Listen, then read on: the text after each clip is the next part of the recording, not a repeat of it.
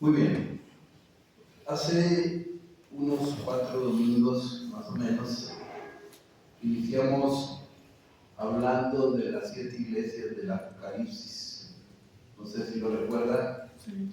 Y mencionábamos ahí las 7 iglesias que menciona el Apocalipsis: la de Éfeso, la de Esmirna, Pérgamo, Tiatira, Sardis, Filadelfia y la Odisea. En esa ocasión vimos la de Éfeso. Ahora en esta ocasión nos toca ver la de Esmirna. Vamos a ver qué nos quiere decir el Señor Jesucristo en esta carta que escribe a Esmirna. Recuerden que en todas las cartas dice: escribe el ángel a la iglesia, escribe al ángel de la iglesia. Bien, en Apocalipsis 2, 8 al 11 dice: y escribe al ángel de la iglesia en Esmirna, el primero y el postrero, el que estuvo muerto y vivió, dice esto: yo conozco tus obras y tu tribulación y tu pobreza, pero tú eres rico, y la blasfemia de los que se dicen ser judíos y no lo son, sino sinagoga de Satanás. No temas de nada lo que vas a padecer. He aquí el diablo echará a algunos de vosotros en la cárcel para que seáis probados, y tendréis tribulación por 10 días. Sé fiel hasta la muerte, y yo te daré la corona de la vida. El que tiene oído, oiga lo que el Espíritu dice a las iglesias. El que venciere no sufrirá daño de la segunda muerte. Esto es lo que escribe a la carta el apóstol Juan de Esmirna, la ciudad de Esmirna. Primero, Esmirna viene de una palabra griega que casi dice igual, Smirna. Y esto se refiere o significa mirra. Posiblemente cuando escuchamos esa palabra nos viene a la mente en muchas ocasiones donde se ha utilizado esto. La mirra era una resina aromática usada en la antigüedad para perfumes. Era algo muy fuerte. Generalmente se usaba para embalsamar los cuerpos. A Jesucristo le pusieron eso, mirra, ese ungüento, cuando lo sepultaron. Esmirna era exactamente un proveedor de este ungüento. Mirra era el que se encargaba casi de dotar a las ciudades que estaban cercanas de Mirra, porque se utilizaba esto. La mirra tiene un significado profundo y encaja perfectamente con esta iglesia. ¿Por qué decimos que tiene que ver con la iglesia de Esmirna? No solo por su concepto. Esmirna es una iglesia de sufrimiento y aflicción. Si ustedes recuerdan en lo que leímos, Jesucristo no le reclama nada como lo hizo en Éfeso. En Éfeso sí le reclamó. En Éfeso le dijo: has dejado tu primer amor. Aquí no. Es una iglesia de sufrimientos y está relacionado ahí con Mateo 2:11.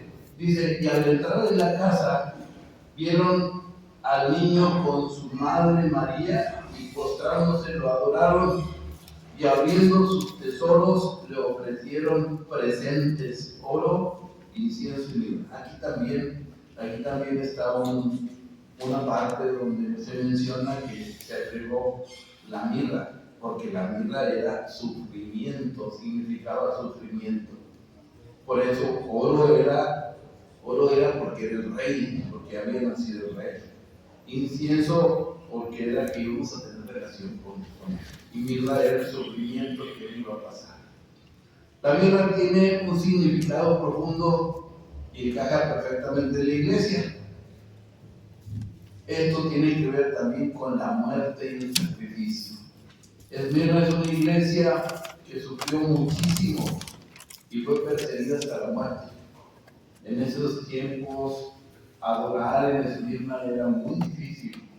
los emperadores daban órdenes de que nadie adorara. Tenían que rendirle pleitesía al emperador. La fragancia era una fragancia agradable, pero es quebrantada.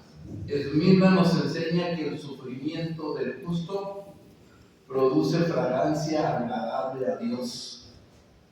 Cuando la persona sufre, a Dios le agrada siempre y cuando ese sufrimiento sea por él, sea por su fe.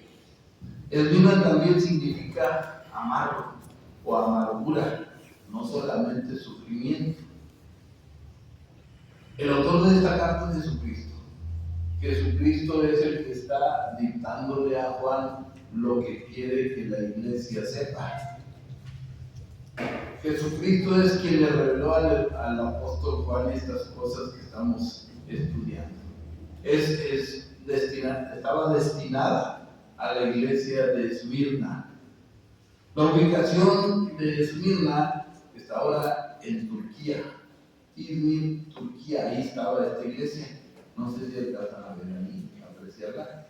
Está arribita de Éfeso. Habíamos dicho que Éfeso estaba más o menos a 1400, 1500 kilómetros de Roma. Bueno, un poco más arriba, a unos 70 kilómetros, estaba Esmirna, un poquito más arriba de Éfeso. Ahí estaba ubicada esta ciudad. Vamos a hablar un poquito algo de la historia de Esmirna.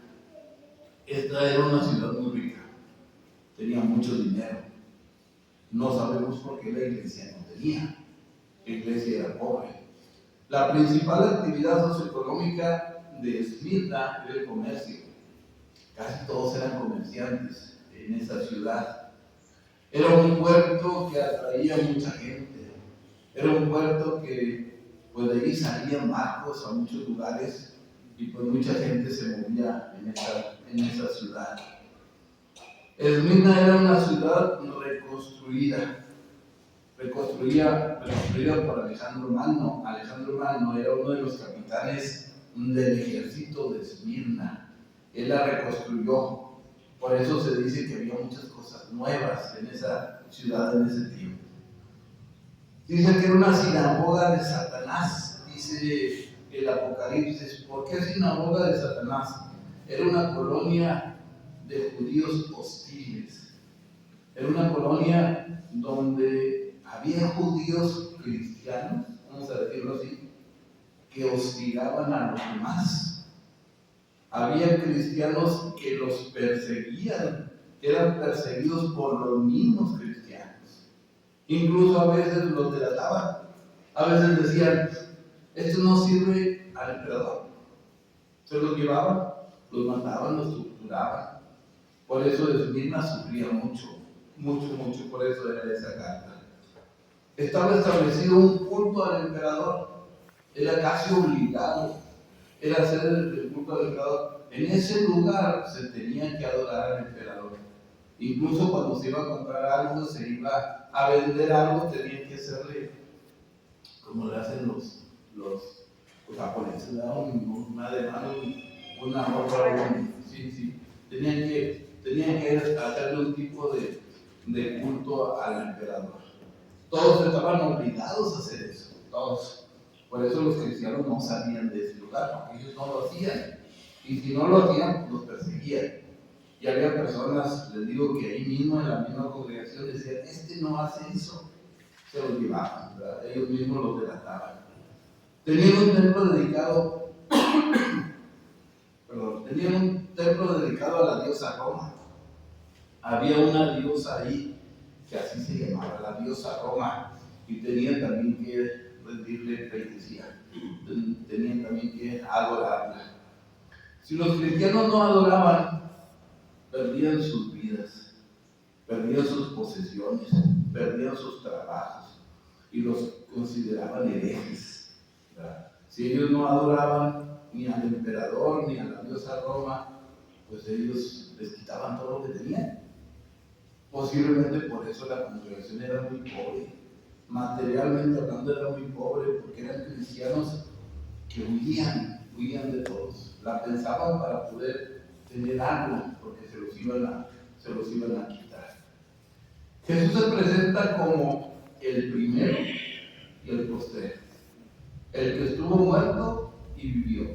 En esta carta él dice: yo soy el primero y el último, yo soy el eterno, ¿verdad? El que estuvo muerto y vive. Su presentación es como eterno, victorioso sobre la muerte. Tiene que ver con el mensaje de esperanza que da a la iglesia perseguida. Todo lo que empieza en cada carta depende del mensaje que Jesucristo quiere darle a la iglesia. Esta iglesia era una iglesia perseguida. Todo el mundo perseguía a esta iglesia.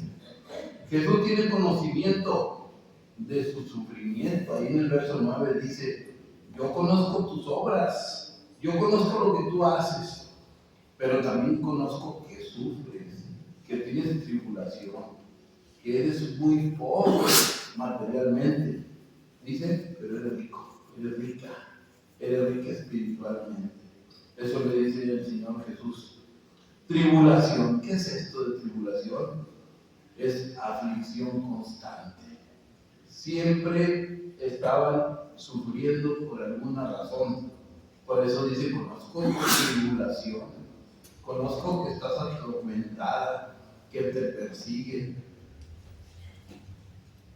pero también sé que eres pobre materialmente. Era una iglesia muy pobre. Yo quiero imaginar que era una iglesia donde casi nadie ofrendaba. Quiero imaginar, por todo lo que dice la historia, muy pobre, demasiado. Pero había personas, había cristianos justos, había cristianos que sí dedicaban su tiempo. Dice: pero eres rico espiritualmente. Materialmente eres pobre, pero eres rico espiritual. Había calumniado por los judíos.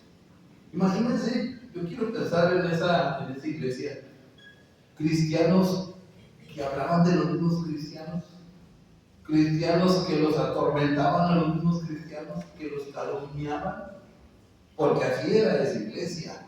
Y más vale que no me digas nada, porque voy y le digo al emperador que tú no lo adoras, te van a llevar y te van a quitar todo lo que tienes, incluso te van a meter a la cárcel. Así dice ahí, ¿verdad?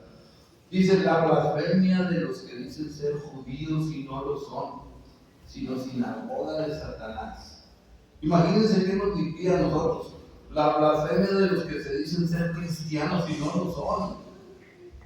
Dice: están gobernados por Satanás, tienen sinagoga de Satanás. Eso es lo que Jesucristo le dice a esta iglesia. Jesús hace un llamado a no tener miedo. A pesar de que a los cristianos los atribulaban, los encarcelaban. Fíjense, hubo un emperador, el emperador César, que en una ocasión bañó a 10 personas de gasolina y les prendió el hombre y lo traía corriendo por toda la ciudad. Y todos festejando. Todavía ese Señor le dice: no tengas miedo, no temas de nada de lo que vas a padecer. Imagínense cómo era esa iglesia de Luna. Todo lo que los cristianos sufrían, porque los Nerones eran, voy a decirlo así, malos con ellos, muy malos. Los metían a la cárcel, los metían a la prisión. Cristianos encarcelados por no adorar al emperador o a la diosa Roma. Si no adoraban a uno de ellos, se los llevaban a la cárcel. Y ahí los tenían, ¿verdad? Hasta que renegaran. Si renegaban, los sacaban, y si no, los asesinaban, porque tenían que darle culto al emperador. Dice: no tengas miedo, vas a tener pruebas por 10 días. Hubo, no sé si sea coincidencia o sea realidad, pero hubo 10 emperadores que persiguieron a la iglesia en ese tiempo.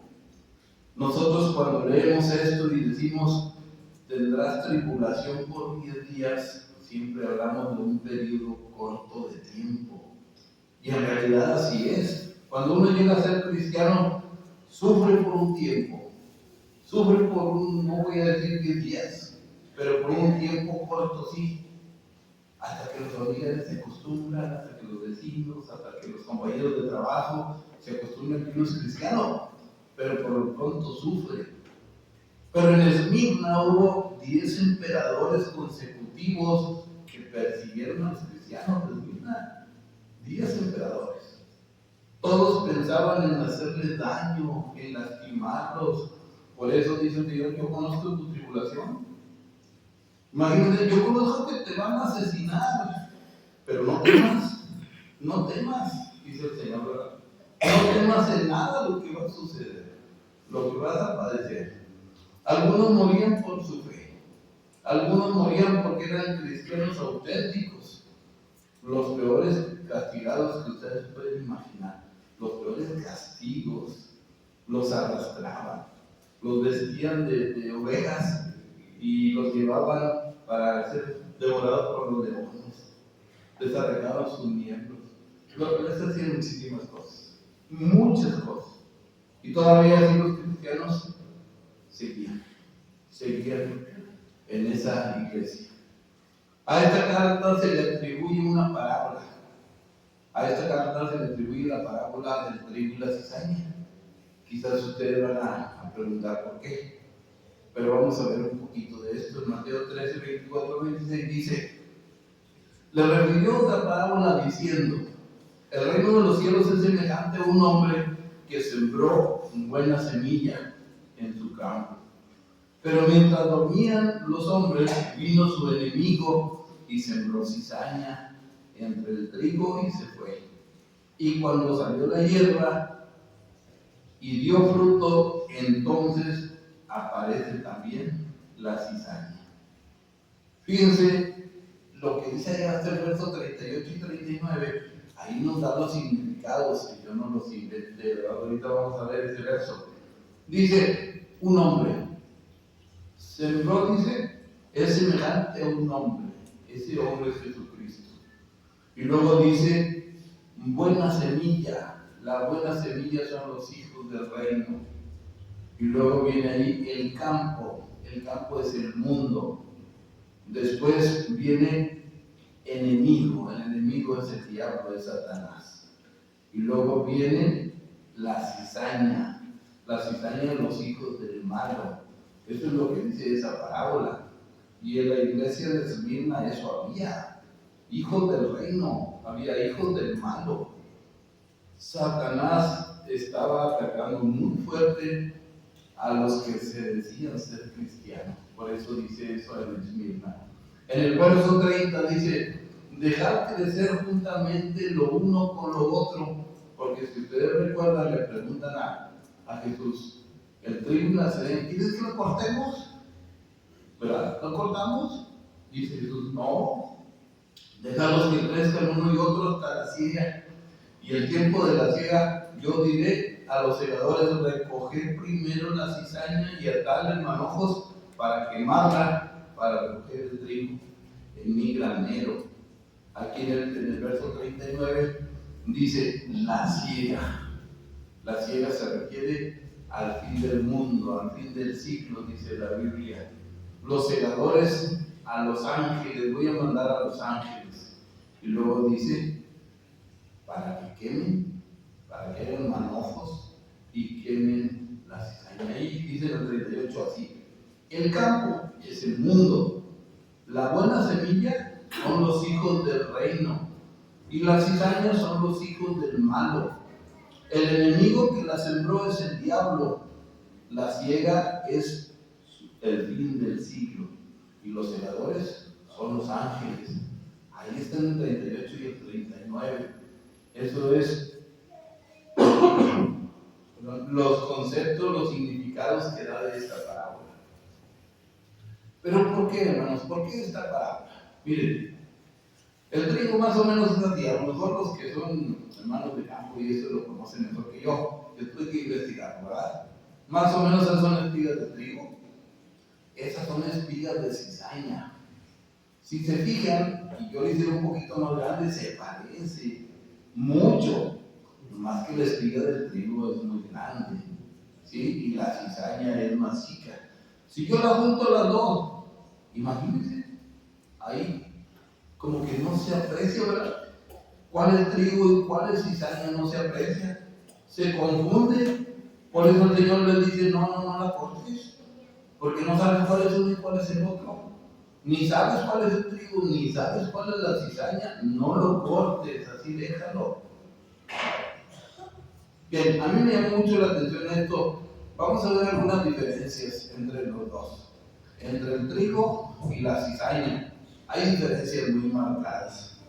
La primera, en el trigo es sembrado por Dios. Jesucristo es el autor.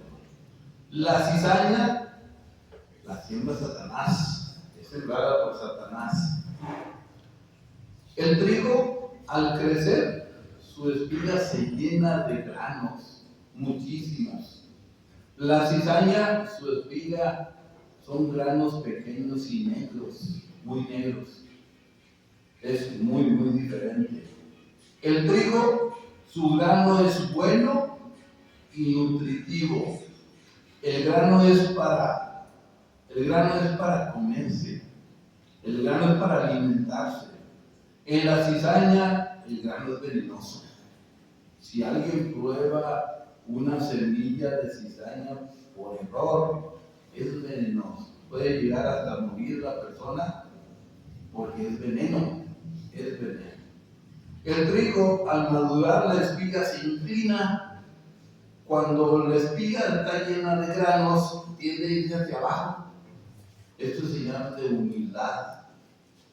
Es señal de humildad, por eso se va para abajo. Y la cizaña no. La cizaña permanece erguida, no pesa. Esto es símbolo de orgullo, de vanidad en la cizaña. El trigo sirve para alimentar. La cizaña solo estorba y confunde. Si recuerdan las imágenes ahorita, no podemos decir a primera vista cuál es el trigo y cuál es la cizaña. El trigo se recoge en graneros, se recoge para luego utilizarlo. La cizaña se hace en manojos y se quema, porque no sirve. Ahora imaginen ustedes esta condición en la iglesia de Esmirna. Imagínense que al crecer el trigo hay muchísimo fruto, dice la Biblia, que el que da fruto, ¿verdad? Pero ese fruto, dice aquí, el trigo se inclina, el trigo es humilde, la cizaña no, la cizaña es orgullosa. Por eso está comparada esta parábola con esta iglesia, con el trigo y la cizaña. Pero también aquí, en la carta a Esmirna, también habla de dos tipos de hijos. Dice, hijos de Dios y hijos del malo. También hay algunas diferencias muy marcadas. ¿Cuáles son los hijos de Dios? Son los que producen fruto, ¿verdad? Los hijos de Dios producen fruto. Los hijos del malo no se sabe cuándo maduran. Hay cristianos que tardan muchísimo en madurar. Y hay cristianos que no tardan en dar fruto luego, ¿verdad? Por eso ahí hace la comparación. Los hijos de Dios son nacidos de nuevo. ¿Qué le dijo a Nicodemo? Hay que nacer de nuevo, ¿verdad? ¿Y tengo que entrar al vientre de mi madre? No, tienes que nacer de agua y de espíritu. Estos son los hijos de Dios. Los hijos del malo solo sirven para tropiezo, solo sirven para hacerle daño a las personas, solo sirven para hablar de los mismos cristianos. Esos son los hijos del mal. Se parecen, crecen juntos. Ahorita vieron la imagen donde otra vez no podemos diferenciarlos. Tienen que crecer juntos. Jesús les dice, no lo cortes. Porque si crees que vas a cortar la cizaña, vas a cortar el trigo también. Entonces déjalos, no los cortes. Se parecen y crecen juntos. Los hijos del malo no han nacido de nuevo.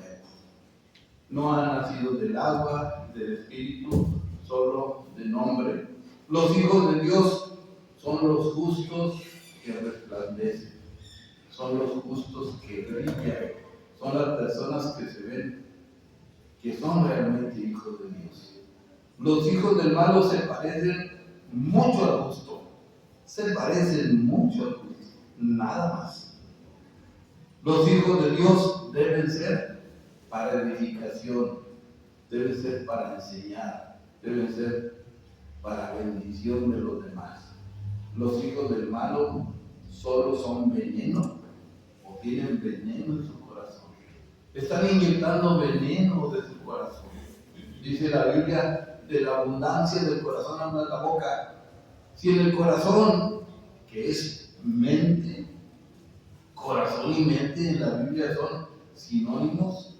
Si mi mente está llena de amor, voy a dar amor. Si mi mente está llena de humildad, voy a ser humilde. Si mi mente está llena de veneno, voy a ser venenoso. Por eso dice, de la abundancia del corazón habla la boca. Estos son los hijos del mal. Todo esto sucedía en la iglesia de Esmirna. Todo esto pasaba ahí. ¿Pueden imaginar ustedes cómo se sentían los cristianos? ¿Pueden imaginar si yo no hago algo para beneficiar a mi hermano, me va a ir a decir a Nerón que yo no lo adoro, me van a matar? Me van a encarcelar, me van a quitar mi familia, me van a quitar todo lo que tenga. En la iglesia había judíos que se consideraban hijos de Dios. Y había judíos que los maltrataban. Como decíamos ahorita, los delataban. Iban y hablaban de ellos. En la misma iglesia de Esmirna. Por eso el Señor Jesús dice, yo conozco tu tribulación. Yo conozco por lo que está pasando. Yo conozco que eres muy pobre materialmente, pero eres rica espiritualmente. A los judíos a veces los delataban porque no adoraban al emperador ni a la diosa Roma. Existían cristianos con características de trigo, pero también cristianos con características de cizaña. Cristianos que parecen trigo, que tenían las 6 características del trigo, pero también cristianos, por eso entre comillas, con características de la cizaña. Todos juntos, todos crecían juntos, cristianos inconformes con todo, cristianos murmuradores, cristianos divisionistas, cristianos hijos del mal, cristianos que no podemos decir cristianos. Eso había en la iglesia de Esmirna. La historia habla mucho de la iglesia de Esmirna, de todo el sufrimiento que tenían. Por eso Jesucristo les manda esa carta. Pero Jesucristo dice, a pesar de todo, dice, se fiel hasta la muerte. ¿Pueden imaginar ustedes? Aguanta, aunque te quiten todo. Tienes que ser fiel. Le decía Esmirna, yo te daré la corona de la vida, pero tienes que soportar, tienes que aguantar. No sufrirás daño de la segunda muerte. Si tú aguantas todo lo que estás pasando, imagínense, se llevaron a mi familia. Sé fiel, aguanta. Me quitaron el trabajo, aguanta. No tengo para comer, aguanta. Yo te voy a dar la corona de la vida. Imagínense ustedes lo difícil que era en Esmirna. Nosotros podemos decir que tenemos todo en comparación de ellos. ¿Qué nos dirán nosotros? Necesitas ser fiel. Aguanta. Si estás pasando por tribulación, aguanta, ¿verdad? Si tienes problemas, aguanta. Si hablan de ti, aguanta. No como en la iglesia de Esmirna. Podemos resumir esta carta en un acróstico. Podemos decir de Esmirna, la esperanza vive en Cristo, al que murió y resucitó. Por eso al principio dice, yo soy el primero y el último, ¿verdad? En la S, sufrimiento soportado con fidelidad.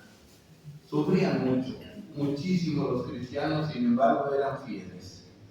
En la M, muerte vencida por la promesa eterna.